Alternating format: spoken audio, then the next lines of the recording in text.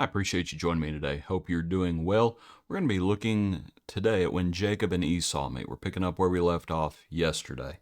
So Jacob and Esau are going to meet. Our hymn today is the hymn Wonderful Jesus. Wonderful Jesus, glorious Prince, He will be with thee unto the end, cheering the holy, keeping me strong, fearless and loyal, shielding from wrong. Wonderful Jesus, marvelous King, every praise thy spirit shall sing. When I behold His glory, my King, how I shall praise His wonderful praise. Let's look at our other verses. Verse 2, Wonderful Jesus, showing the way into the blessed kingdom of day, guiding my footsteps, holding control, making me happy, keeping me whole. Wonderful Jesus, all through the night, He will enfold me, giving me light. Then when the morning breaks on the shore, this He will whisper, mine evermore. Wonderful Jesus, marvelous King. And so yesterday we looked at when Jacob wrestled with the Lord, and the Lord gives him the name Israel.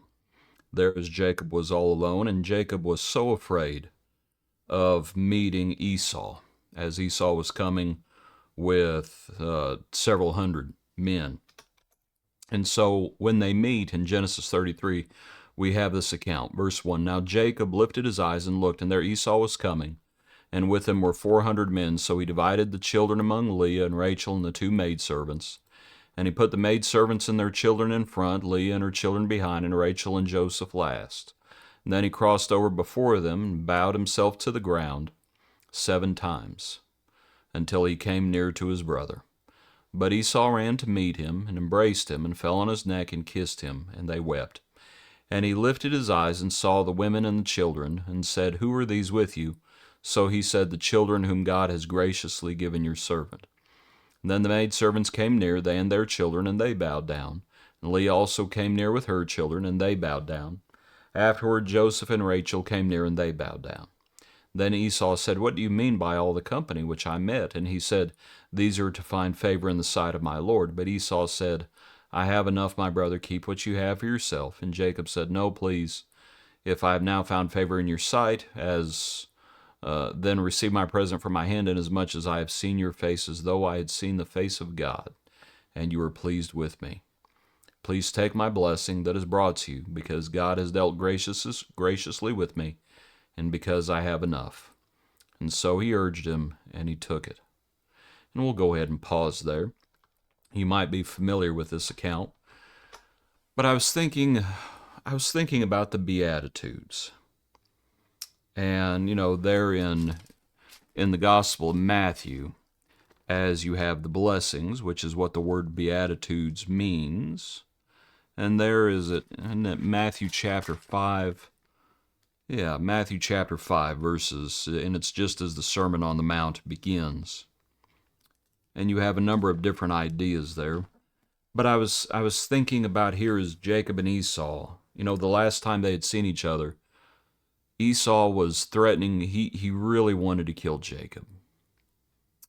And because of what Jacob had done, because Jacob had deceived his father, and the blessing was his.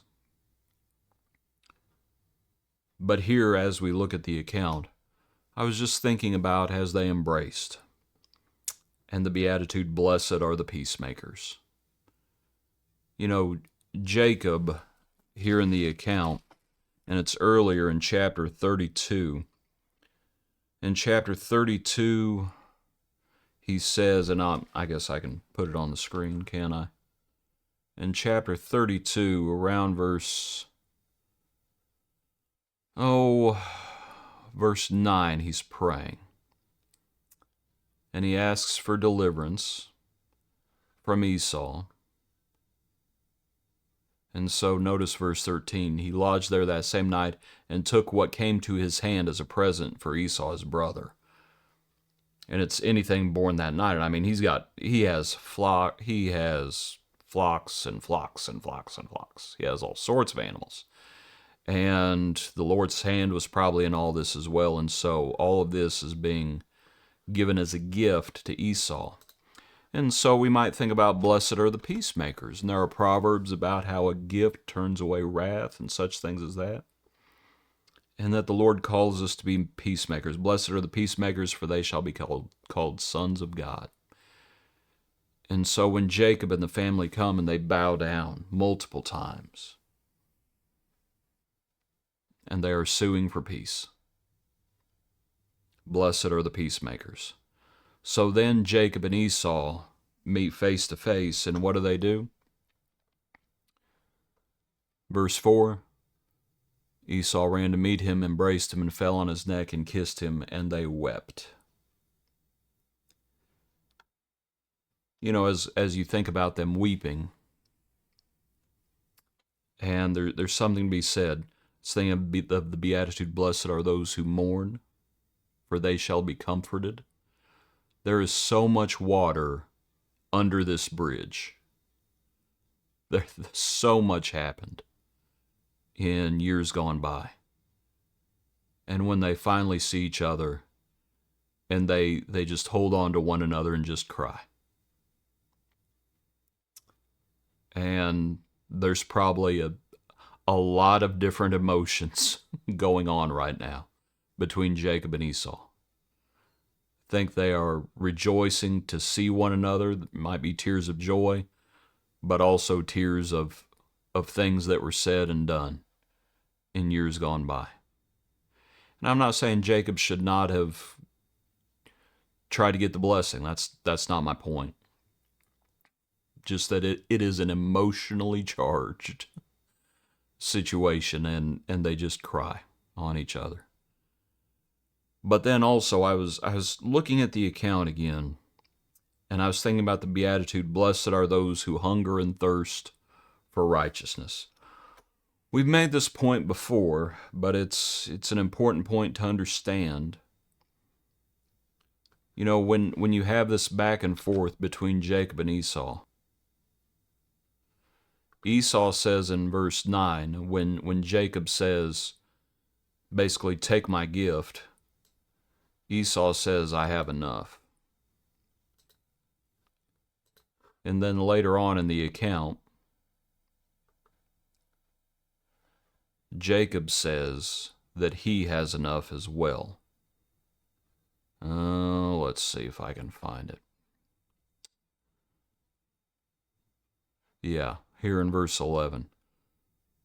You might notice, so the first one is Esau speaking, the second one is Jacob speaking, and maybe the easiest way to illustrate this, yeah, that didn't make it easier at all, did it? Let me highlight it again in the King James. So that's Esau. And this is Jacob. And you might just notice the numbers after the word enough. The numbers after the I have, those are the same. But the numbers after the word enough are not the same. They are not saying the same thing. And so the point that most make is that Esau had been blessed with many blessings, with many physical blessings.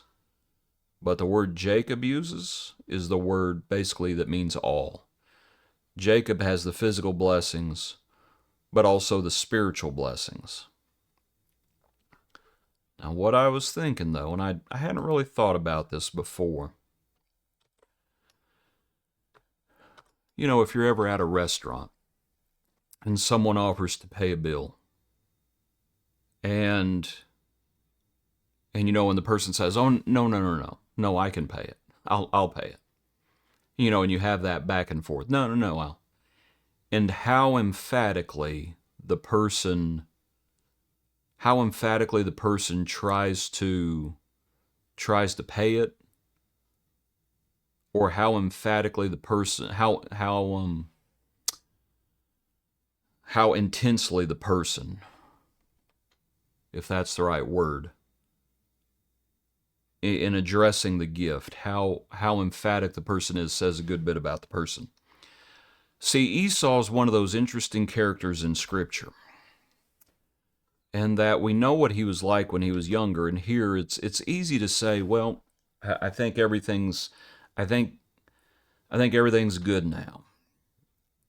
But you might notice, you have this back and forth. Esau, Jacob says, "Take my gift," and Esau says, "No, I've got enough. You keep what you have for yourself." And Jacob says, "No, if I found favor in your sight, take this present, take my present, all this that I'm giving you. Take my blessing that is brought to you, because God has dealt graciously with me and because I have all." And so he urged him, and Esau took it. Now, it may be that Esau just didn't want to argue about it anymore. And it's just, what is this between us? I've been blessed abundantly, concerning material things. Esau is like, "I've been blessed abundantly." Jacob says, "I've been blessed abundantly." And so Esau may just be saying, "I have enough." But there's something to be said about Jacob offered it again, and Esau took it. And I think the question that we need to ask is, what are we hungering and thirsting for? And see, that's one of the themes of Jacob and Esau. See, Jacob was interested in the spiritual blessings, going back to the birthright, the blessing. That's what Jacob was pursuing. And Esau, who's called a profane man, he was interested in physical blessings. And so here, when Jacob says, here's this gift, and it's animals, and finally Esau just like, "Okay, I'll take that." And so we probably should ask once again, what do we hunger and thirst for? And the beatitude is, "Blessed are those who hunger and thirst after righteousness, for they shall be filled." We must hunger and thirst after righteousness. Again, with Esau, it may simply be, I'm not going to argue about it anymore. But there may be something to the fact that he doesn't keep saying, "No, you keep it. I don't want what you're offering. I don't need what you're offering, and I don't want what you're offering." But instead, he takes it. What are we hungering and thirsting for? Here Jacob is, and Jacob is so afraid. And he had prayed to the Lord, and the Lord was with him. And ultimately, that's the point we can definitely make. The Lord was with him. And so back to our hymn, "Wonderful Jesus," as it is. Wonderful Jesus, glorious friend. Appreciate you. Hope you have a good day. Join us tomorrow for another portion of our daily praise.